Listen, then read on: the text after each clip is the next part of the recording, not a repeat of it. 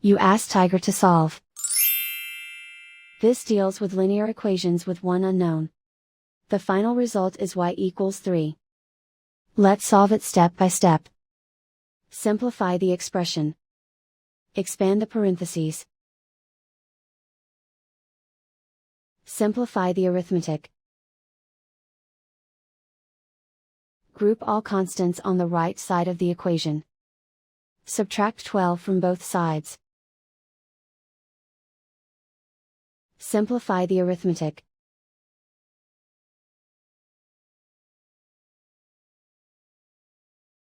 Isolate the y. Divide both sides by 2. Simplify the fraction.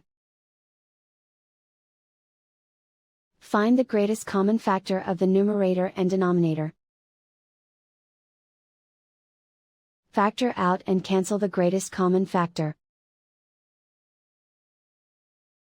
And so the final result is y=3.